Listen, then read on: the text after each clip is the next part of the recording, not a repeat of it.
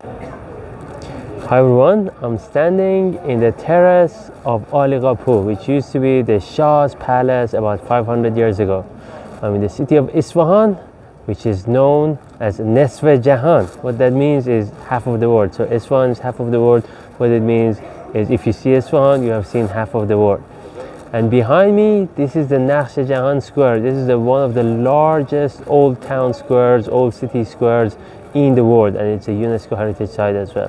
Just around this area, there is a few, like 4 or 5 UNESCO Heritage Sites at this, around this area.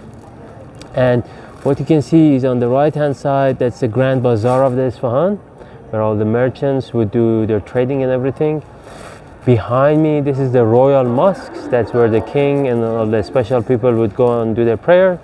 And on the left side of me, that's the Shah's Mosque, another UNESCO heritage, massive mosque with crazy acoustics, and that's where the general population of the city would do their prayer. Now, what's interesting is this massive square. Shah Abbas, who was the king who created this massive square, he thought, well, I want a square where everything is happening there. So I have the Grand Bazaar on one side, I have the religious and the merchant and all the various important pillars of society in one space. Also, there's sports, a lot of sports happening here. So this used to be a polo field as well. There used to be polo matches happening here, and the king would watch those polo matches. Now, what's very interesting about this palace is it's right bang at the center of the town. So the king would be highly integrated to the society, and the king would be involved in observing the daily activities and what's happening in the society.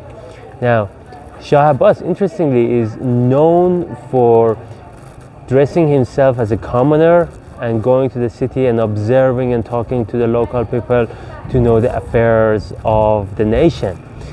And I think there's a really interesting management lesson from what Shah Abbas used to do, that a manager, a CEO, or a person of authority, how they can be accessible yet untouchable. So Shah Abbas would be accessible by putting himself in the center of the town, in the center of the city. He wouldn't rule from an ivory tower, but he would still keep his elegance and importance by having this massive building, really high terrace, and basically his royal presence and executive presence, while at the same time he would not rely on channels of authority coming up the hierarchies for him to get his information up through the hierarchies. He would himself dress as a commoner, and he would go and talk to common people and understand everything. Hope you enjoyed this video, and I leave you with this beautiful scenery of Ali Qapu, the Palace of the King. Thank you so much.